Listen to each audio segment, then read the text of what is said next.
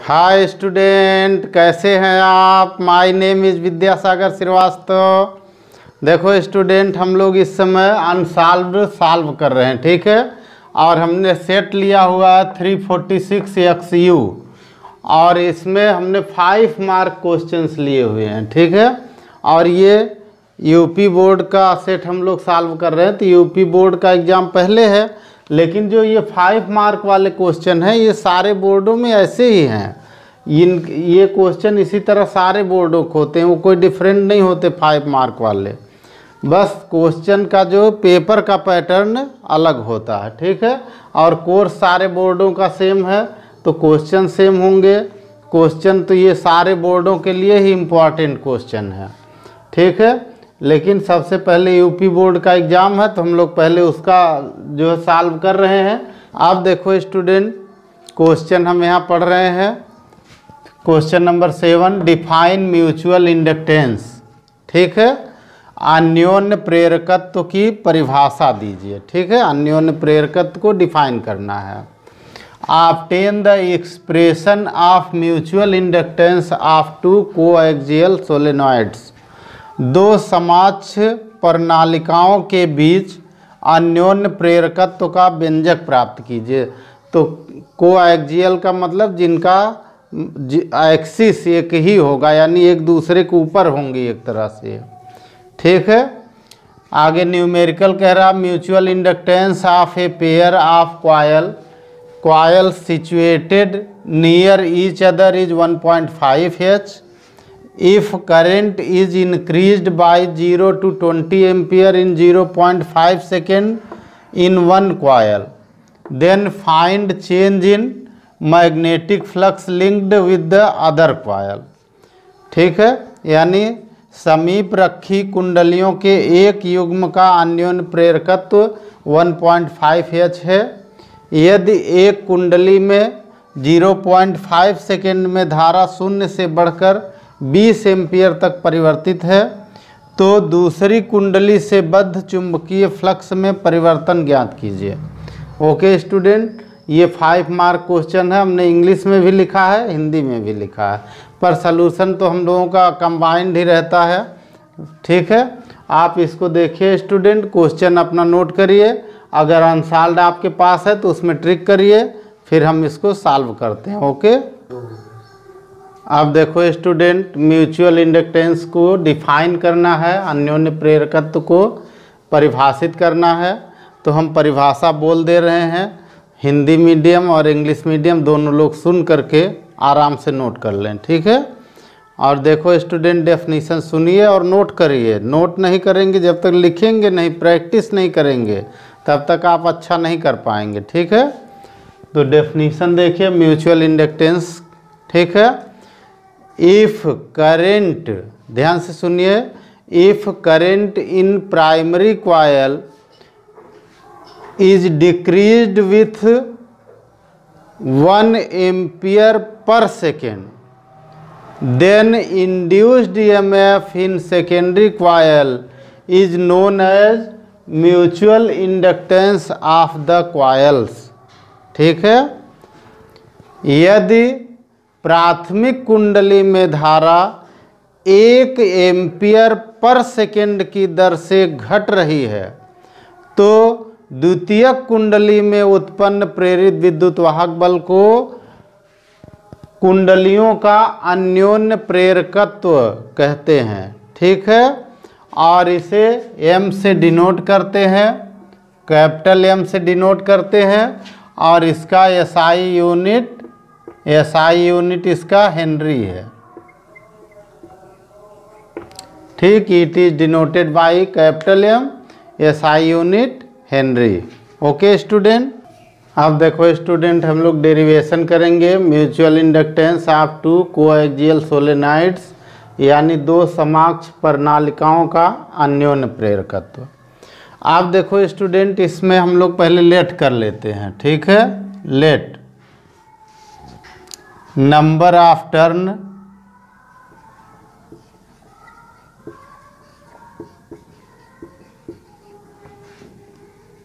In first solenoid,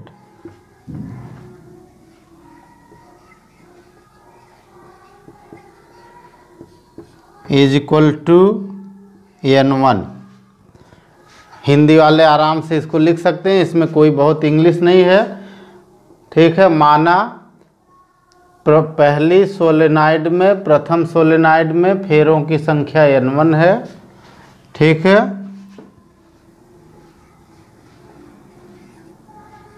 length of solenoid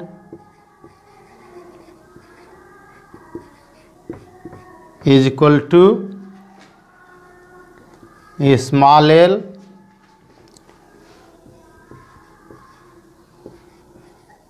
current in first solenoid. Length of first इसमें लगाते रहिए, first solenoid, current in first solenoid, first की बात होगी। ठीक है, करंट इन फर्स्ट सोलेनॉइड, इसको हम लोग ले लेंगे I1।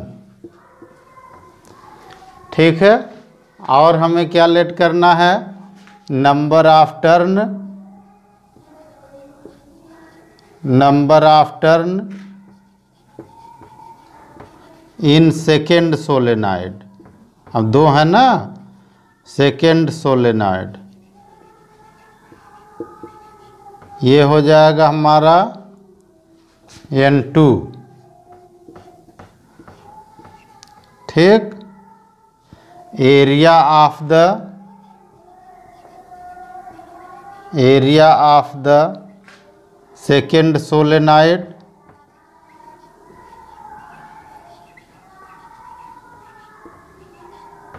Is equal to A ले लेंगे इसमें, क्योंकि एरिया पहले में नहीं यूज होता है, इसको A ले लेंगे।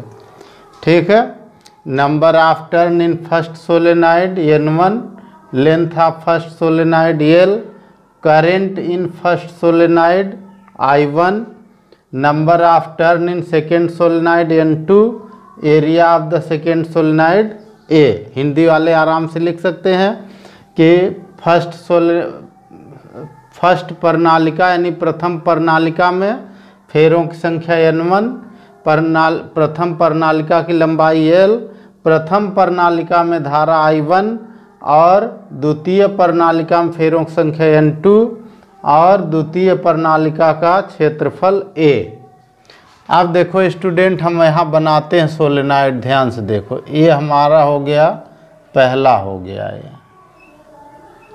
ये हमारी पहली सोलेनॉइड हो गई, इसमें करंट हमारी हो गई I1 और ये करंट हमारी बाहर निकलेगी I1। ठीक है, सेकेंड सोलेनॉइड मान लीजिए यहीं पर लगी है और इसकी लेंथ हमारी यहाँ से यहाँ तक L है, ये लेंथ L है।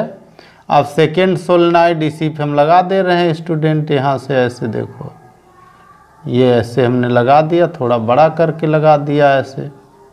ठीक, आप चाहें तो अलग अलग कलर से इसको बना देंगे, अलग अलग कलर से बना देंगे तो ठीक रहेगा। ठीक है, ये हमारी दूसरी सोलेनॉइड हो गई, ये हो गई सेकेंड सोलेनॉइड, सेकेंड सोलेनॉइड। और ये नीचे वाली छोटी वाली जो है, ये वाली, इसकी जो सोलेनॉइड, ये फर्स्ट सोलेनॉइड हो गई।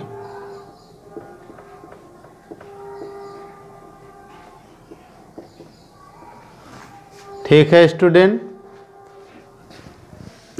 यहाँ देखो magnetic field, magnetic field at the centre of solenoids, यानी हिंदी वाले लिख लेंगे प्रणालिकाओं के केंद्र पर चुंबकीय क्षेत्र। और ये हमारा हो जाएगा B is equal to, formula हम लोग पढ़ते ही हैं, वो होता है म्यू नॉट। ठीक है, N1 I1 अपॉन L होता है। ठीक है, ये मैग्नेटिक फील्ड का फार्मूला होता है। सोलेनॉइड के सेंटर पर magnetic field B is equal to mu naught N1 I1 upon L होता है। ठीक है, flux linked from second solenoid, from second solenoid द्वितीय प्रणालिका से परिबद्ध फ्लक्स। तो इसमें क्या होता है, N2 Φ2 is equal to Mi1 होता है। ठीक है, और मैग्नेटिक फील्ड तो यही है और एरिया इसका ये है, तो phi is equal to B A यहाँ लगा देंगे हम लोग। तो ये हो जाएगा N2 और Φ2 इज इक्वल टू क्या हो जाएगा, बी ए हो जाएगा। ठीक है, N2 फाई बी ए हो गया इज इक्वल टू Mi1 हो गया। ठीक, यहाँ से हमारा क्या निकला स्टूडेंट, देखो m की वैल्यू क्या आ गई, m is equal to N2 B A upon I1 आ गया। ठीक है, और N2 तो N2 ही है, B हमारा कितना है, म्यू नॉट, वैल्यू रख दीजिए mu naught N1 I mu naught N1 I1 अपान कौन आ गया, L आ गया, ऊपर एरिया A आ गया, नीचे है I1 और भी है, ये वाला I1। ठीक, अब ये I1 से I1 कैंसिल हो गया। ठीक है स्टूडेंट, और ये हमारा फार्मूला निकल के आ गया, m इज इक्वल टू, ठीक है, क्या आ गया, mu naught N1 N2 A upon L। ठीक है स्टूडेंट, ये क्वेश्चन आता रहता है बार बार। ठीक है, तो आप इसका डेरिवेशन भी बहुत सरल है, कोई ये मैग्नेटिक फील्ड का फार्मूला है और ये हमारा जो है फ्लक्स लिंक्ड है, यानी फ्लक्स ग्रंथिकाएं इसको लिखते हैं। ठीक है, हिंदी में तो द्वितीय प्रणालिका से बद्ध फ्लक्स ग्रंथिकाएं N2 Φ2 कर देंगे, Mi1 हो जाएगा, और Φ2 is equal to B A होता है। आप चाहें तो यहाँ दिखा सकते हैं, since Φ2 is equal to B A हो गया। अब बी तो मैग्नेटिक फील्ड है, एरिया 2 का ही लगा है यहाँ सेकेंड का, तो वो हो गया, ये हमारा फार्मूला हो गया। ओके स्टूडेंट, अब देखो स्टूडेंट, हम लोग इसमें एक न्यूमेरिकल है उसको देखेंगे। तो ये कह रहा है, इसमें दिया है म्यूचुअल इंडक्टेंस, क्वेश्चन आप पढ़ ही चुके हैं पीछे, m 1.5 H दिया, हमने क्वेश्चन से ले लिया है, डेल्टा टी दिया 0.5 सेकेंड, और इसमें करंट जो है वो 0 एम्पियर से बढ़कर 20 एम्पियर हो जाती है, यानी 0 to 20 इंक्रीज होती है, डेल्टा आई हो गया 20 एम्पियर। आप देखो स्टूडेंट, फ्लक्स लिंक्ड, ठीक है, और flux linked from secondary coil, from secondary coil, जिसमें करंट चेंज होती है वो प्राइमरी कॉइल होता है, और जिसमें फ्लक्स जो है चेंज होने से इंड्यूस्ड करंट बनती है वो सेकेंडरी कॉइल होता है। तो इसमें हमें दिया है ये प्राइमरी कॉइल की करंट चेंजिंग होगी, तो इसको हम I1 लिखेंगे। ठीक है, अब देखो स्टूडेंट, हमारा जो फ्लक्स लिंक्ड का फार्मूला होता है N2 Φ2 is equal to Mi1 होता है। ठीक है, अभी फार्मूला हमने बताया। अब हमें इसमें चेंजिंग निकालनी है, तो हम अगर डेल्टा लगाएंगे यहाँ, तो ये लिख सकते हैं हम इसको, delta N2 Φ2 is equal to, ठीक है, अब यहाँ तो करंट में डेल्टा लगेगा, डेल्टा I1 आ जाएगा, इसी फार्मूले से निकल आएगा। और ये हमें ये निकालना है स्टूडेंट, तो इसको ऐसे लिखते हैं N2 डेल्टा Φ2, ये हमारा पूछ रहा है स्टूडेंट ये, तो इसमें क्या हो गया, M डेल्टा I1 हो गया। ठीक है, यानी आप आराम से निकाल सकते हैं N2 Φ2 N2 delta Φ2। Is equal to M की वैल्यू कितनी दी हुई है देखो 1.5, और चेंज इन करेंट आपने कितना निकाला है 20, दोनों को मल्टीप्लाई कर लो स्टूडेंट, तो ये हो जाएगा 30.0 वेबर। ओके स्टूडेंट, ये आंसर हो जाएगा, इसमें डेल्टा टी का कोई यूज नहीं आ रहा है। ठीक, आप देखो स्टूडेंट, हम लोग देखेंगे क्वेश्चन नंबर 7 का आर। आप तो जानते हैं ओ आर लगा है, तो ओ आर लगने का मतलब कि 7 में 2 पार्ट होंगे, दोनों में से कोई एक करना होता है, पर हम यहाँ आपको दोनों बताएंगे क्योंकि एग्जाम में कौन सा आएगा ये क्लियर नहीं हो पाता, पर ये इम्पॉर्टेंट हैं। ठीक है, show the variation of current and frequency by a graph in series resonant circuit. श्रेणी अनुनादी परिपथ में आवृत्ति परिवर्तन और धारा परिवर्तन का वक्र दर्शाइए। ठीक है, अब यहाँ कह रहा है in a variable frequency range of 800 kilo H to 1200 kilo H of radio transmission band is tuned. ठीक है स्टूडेंट, तो if the value of self inductance is 200 mu H, ये सेल्फ इंडक्टेंस यानी एल दिया हुआ है स्टूडेंट। ठीक है, in each circuit then find the range of capacity of the capacitor with variable capacity. ठीक है, यानी एक रेडियो में 800 किलो एच से 1200 किलो एच तक आवृत्ति परास वाली रेडियो संचरण बैंड समस्वरित की गई है।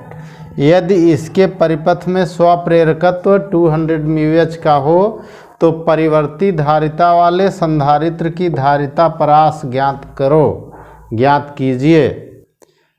अब देखो स्टूडेंट, इसका ग्राफ हम यहाँ बना दे रहे हैं स्टूडेंट, तो यहाँ लिखेंगे पहले सलूशन, और ये जो आपको हेडिंग दी हुई है ग्राफ वाली, ये हेडिंग डालेंगे और ग्राफ खींच देंगे।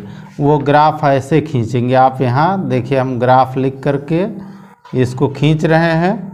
ये हमारा ऐसे ग्राफ बनता है स्टूडेंट, ऐसे देखो, इधर होती है करंट आई, ठीक, और इधर होता है फ्रीक्वेंसी एफ, और ये हमारा ग्राफ ऐसे बनता है स्टूडेंट, ऐसे। और इसका जो पीक पॉइंट होता है, वो पीक पॉइंट कब होता है, जब ये रेजोनेंट फ्रीक्वेंसी होती है, एफ नॉट होती है। ठीक है, कहीं कहीं इसको न्यू नॉट भी लिखते हैं, न्यू नॉट लिखते हैं। और ये जहाँ से ये इसको ऐसे मैच कराते हैं, ये पॉइंट आई मैक्स होता है। ठीक है स्टूडेंट, यानी इसमें जो हमारा आया एफ नॉट, इसको हम लोग लिखते हैं न्यू नॉट, ये है रेजोनेंट फ्रीक्वेंसी, रेजोनेंट फ्रीक्वेंसी, और इधर हम लोग लिखते हैं आई मैक्स, यानी maximum current, maximum current in circuit, current in circuit. ठीक, ओके स्टूडेंट, हिंदी वाले इसको क्या लिखेंगे, एफ नॉट यानी न्यू नॉट अनुनादी आवृत्ति, आई मैक्स वो तो सिंबल वैसे ही यूज होते हैं, मैक्सिमम करंट लिखा है यानी परिपथ में अधिकतम धारा। ठीक है, आप देखो स्टूडेंट, हम लोग इसका न्यूमेरिकल लगाएंगे। ठीक है,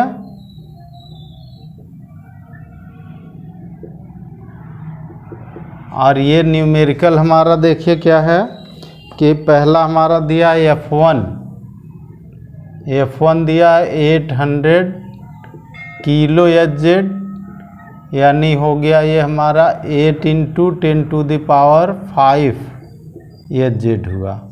देखो स्टूडेंट, यहाँ 2 जीरो पहले से है, और किलो का 3 होता है तो 3 2 5 होता है, 5 हो गया। ठीक है, ध्यान रखिएगा इसका। F2 दिया हुआ हमारा, F2 = 1200 किलो एच, ये हो गया 12 × 10⁵ एच। 5 क्यों आया स्टूडेंट, क्योंकि किलो के लिए 3 पावर और 2 जीरो, तो 3 2 5 हो गया है, ठीक है। और इसमें यल हमारा दिया हुआ है, यल कितना दिया हुआ है student, 200 mu H, 200 mu H हो गया। इसको अगर हम लोग ऐसे लिखें स्टूडेंट, 2 × 10⁻⁻⁴ एच हुआ। अब ये 4 कहाँ से आया स्टूडेंट, ये देखो इसकी पावर -6 होती है, 2 प्लस का है, 2 जीरो है ये, तो ये हो गया -4 हो गया, ठीक है स्टूडेंट। और formula for resonant frequency, formula for resonant frequency,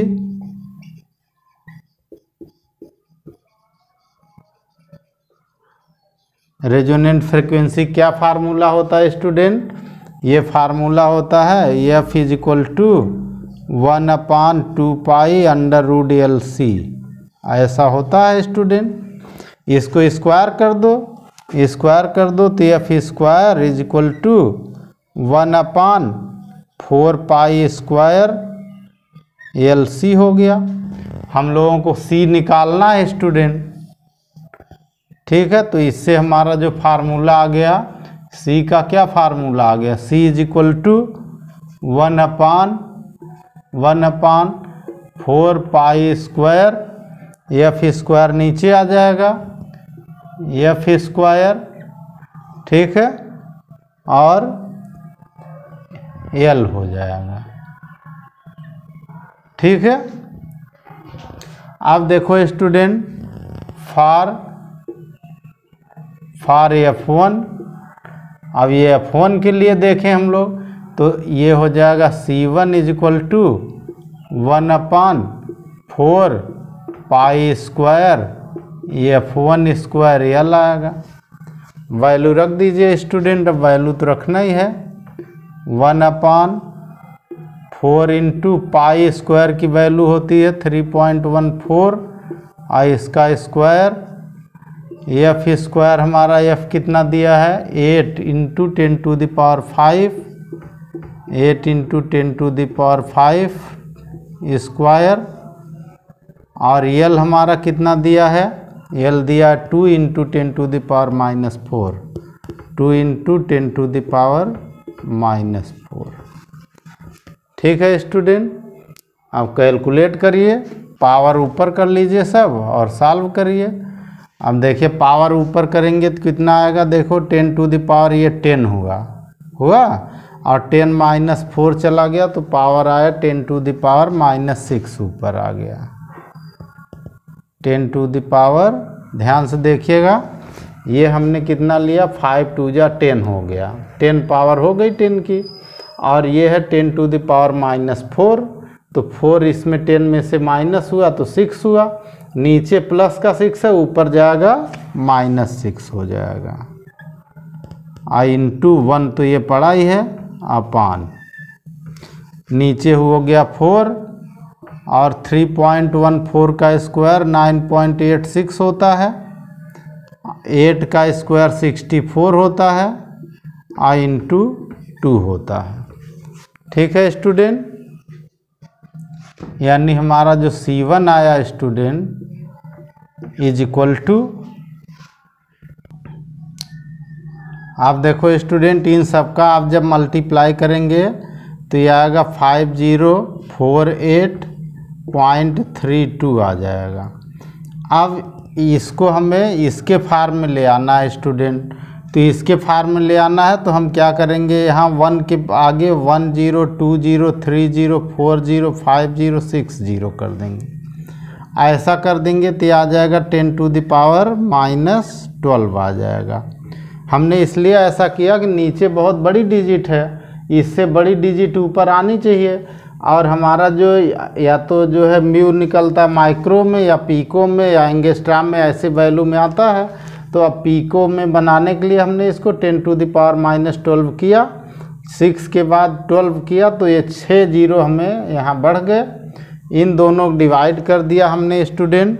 आप खुद डिवाइड करके लिखिए, C = 198 इंटू 10⁻⁻12 आया, यानी C1 की वैल्यू आ गई 198 पिको फैरेड। ठीक है, ये C1 हमारा निकल आया पहला। अब दूसरा हम लोग निकालेंगे स्टूडेंट। अब हम लोग फॉर F2 देखेंगे। फॉर F2, अब F2 के लिए हमारा फार्मूला तो यही रहेगा, C2 हो जाएगा, F2 हो जाएगा। तो C2 is equal to 1/4 pi square, ठीक है, F2 स्क्वायर और L हो जाएगा। वैल्यू रख दो स्टूडेंट, 1/4 पाई स्क्वायर की वैल्यू, देखो ये पाई स्क्वायर है, इसकी वैल्यू 9.86 आई है, 9.86 इंटू F2 स्क्वायर, F2 दिया है 12 इंटू 10⁵, 12 इंटू 10⁵, और ये इसका स्क्वायर हो गया, और इंटू L वही हमारा है 2 इंटू 10⁻⁻4, 2 इंटू 10⁻⁻4। अब यहाँ पे देखो स्टूडेंट, पहले पावर अरेंज करो उसी तरह जैसे अभी लगाए थे। तो ऊपर तो एक 1 रहेगा, पावर कितनी आ जाएगी, पावर तो वही 10⁻6 ऊपर आएगी, 5 2 जा 10 हुआ, 10 - 4 नीचे हुआ प्लस का 6, ऊपर गया माइनस का 6 हुआ, अपान नीचे आ गया 4, 9.86, और 12 का स्क्वायर होता है 144, और इंटू इधर हो गया 2। ठीक है, यानी अब हमारा जो आया C2, ठीक है, C2 हमारा कितना आया, C2 इज इक्वल टू, आप देखो स्टूडेंट, इन चारों का मल्टीप्लाई करने पर क्या आ रहा है, 11358.72 आ रहा है।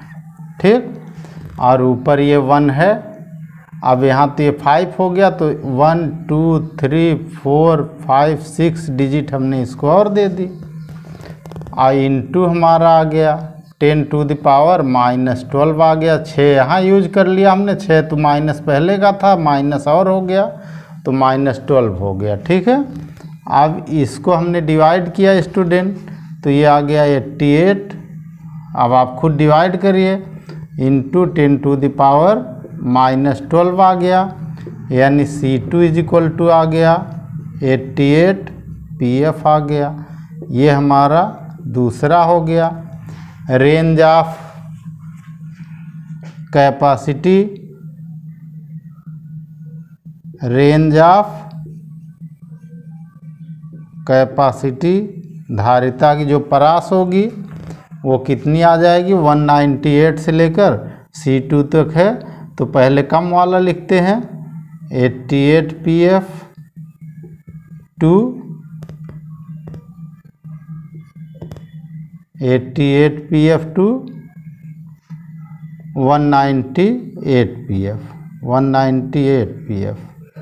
ओके स्टूडेंट, यानी यहाँ लिखेंगे धारिता की परास, और वो आपकी इतना हो जाएगी, यही आंसर हो जाएगा। ओके स्टूडेंट, अब देखो स्टूडेंट, क्वेश्चन नंबर 8 हम लोग पढ़ेंगे।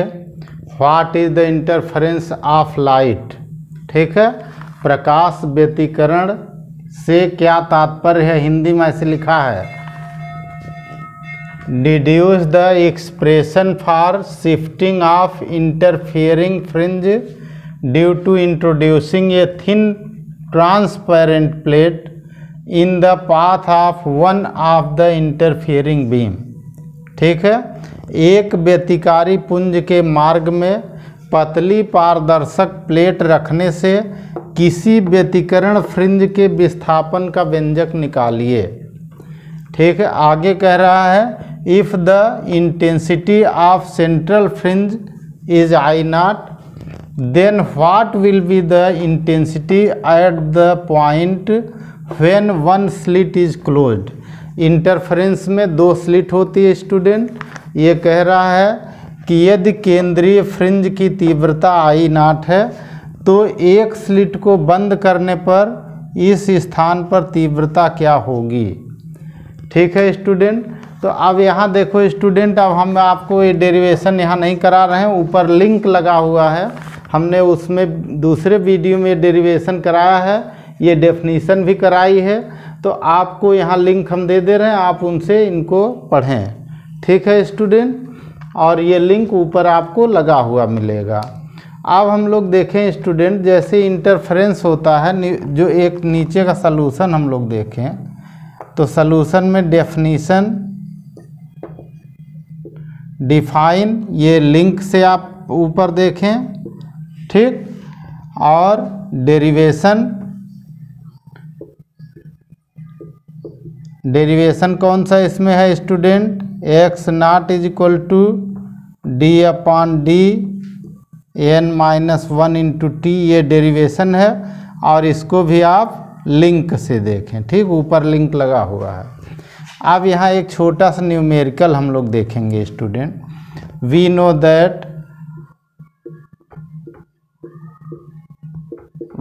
दैट, ठीक है, I max is equal to होता है 4I। इंटरफेरेंस में जो I max होता है वो 4I होता है। I क्या है, I जो है हमारी जो बीम आ रही है उसमें एक बीम की इंटेंसिटी है। ठीक है, where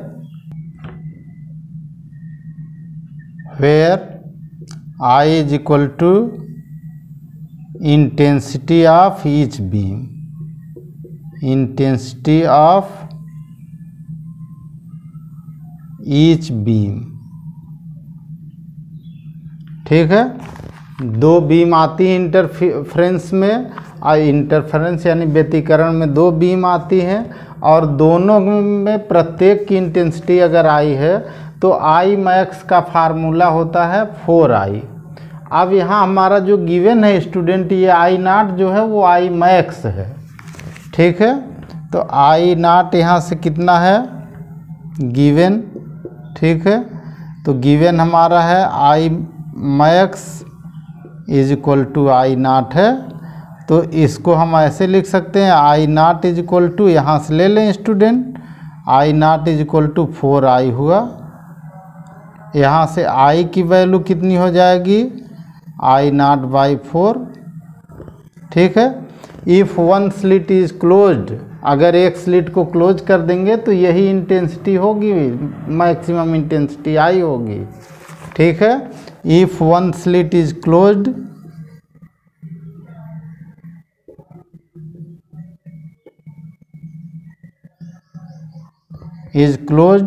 then I dash max, अब ये जो होगा वो I के इक्वल होगा, एक ही की जो इंटेंसिटी है तो जो उसकी सबसे ज़्यादा इंटेंसिटी होगी वो I के इक्वल होगी, I is equal to I0/4। ये आंसर हो जाएगा। ओके, अब देखो स्टूडेंट, हम लोग देखेंगे क्वेश्चन नंबर 9, क्योंकि 8 का R जो है इस वर्ष कोर्स में नहीं है। ठीक है, इसलिए हम लोग 9 देखेंगे। Draw a circuit diagram of full wave rectifier of A PN junction diode and discuss it's working. ठीक है, पीएन संधि डायोड का पूर्ण तरंग दिष्टकारी परिपथ आरेख खींचिए और इसकी क्रियाविधि का उल्लेख कीजिए। ठीक है, forward resistance of each junction diode shown in the given circuit is 50 ओम। ये जो दोनों डायोड हैं, ठीक है, यहाँ देखिए दिए गए परिपथ में दर्शाए गए दोनों संधि डायोडों में प्रत्येक का अग्र प्रतिरोध 50 ओम है। ठीक है, यानी हमारा जो है ये R, ठीक है, और हमारा R क्या है, फॉरवर्ड है, तो हम लोग इसको RF लिखेंगे। ठीक है, RF हमारा 50 ओम है। ठीक है, ये दोनों के लिए है। अच्छा, अब आगे कह रहा है कह रहा है कि and reverse resistance is infinity. Reverse resistance infinity है तो इन्फिनिटी कोई हमें यहाँ बात करने की लिखने की जरूरत नहीं है, ठीक है। Find the current flowing in 2 ohm resistor, इसमें करंट पता करना हमें, ठीक है स्टूडेंट। तो देखो स्टूडेंट, ये जो हमारा full wave rectifier, half wave rectifier, ये तो बहुत इम्पॉर्टेंट है, सारे बोर्ड में ये आते हैं और आते रहेंगे, ठीक है। इसका लिंक हमारा लगा हुआ है ऊपर, आप इसको लिंक से जाइए और वहाँ से इसको पढ़िए, ठीक है। हम यहाँ न्यूमेरिकल आपको बता दे रहे हैं, ठीक है। इसका लिंक ऊपर लगा है, उसको आप टच करेंगे, आपके सामने वीडियो इसका आ जाएगा पूरा जो है, आप उसे आराम से समझिए और फिर लिखिए और पढ़िए, ठीक है। अब यहाँ देखो स्टूडेंट, हम लोग जानते हैं कि करंट हमारी कहाँ से निकलती है, बड़ी लाइन से। बड़ी लाइन पॉजिटिव होती है, ठीक है। ये करंट आई हमने लेट कर लिया, यहाँ से ऐसे चल रही है। अब ये करंट आई ऐसे चली, ध्यान दीजिए, तो यहाँ पर करंट इस डायरेक्शन की हो जाएगी। तो जैसे करंट इस डायरेक्शन की होगी तो ये हमारा डायोड D2 रिवर्स बायस हो जाएगा। ये जो बना हुआ है हमारा डायोड D2, ये रिवर्स बायस हो जाएगा, क्योंकि हमें इधर पॉजिटिव टर्मिनल होता है और ये इधर से आ रहा है तो इधर निगेटिव होता है, जबकि निगेटिव पे यहाँ पॉजिटिव कनेक्ट हो रहा है। तो ये हमारा क्या हो जाएगा, diode D2 is reverse bias हो जाएगा। जब ये रिवर्स बायस हो जाएगा तो जो करंट यहाँ से आ रही है वो करंट ऐसे इसमें से होते हुए ऐसे पास हो जाएगी स्टूडेंट, ऐसे करंट आई पास हो जाएगी यहाँ से। यही करंट आई यहाँ आएगी, इसमें कोई करंट नहीं होगी, ठीक है। तो since D2 is reverse bias,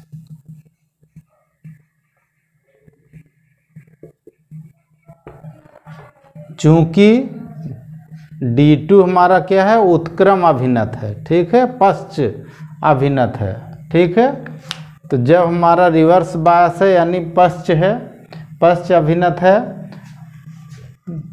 therefore no current will be flow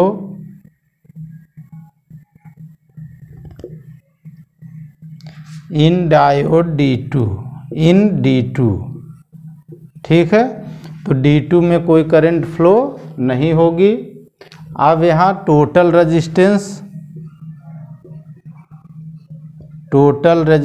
of the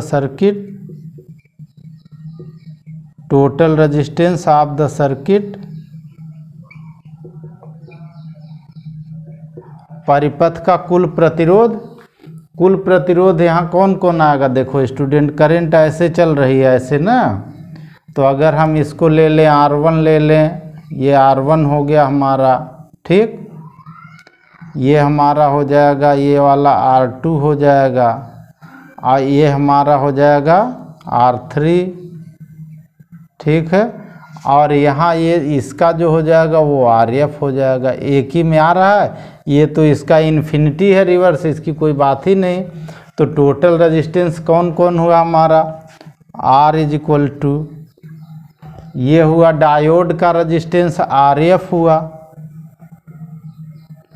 plus ये इसमें करंट आ रही ना, देखिए ऐसे करंट ऐसे चल रही है, ऐसे करंट आ रही इसमें, तो ये हो गया 250 ओम, तो यानी R1 हो गया,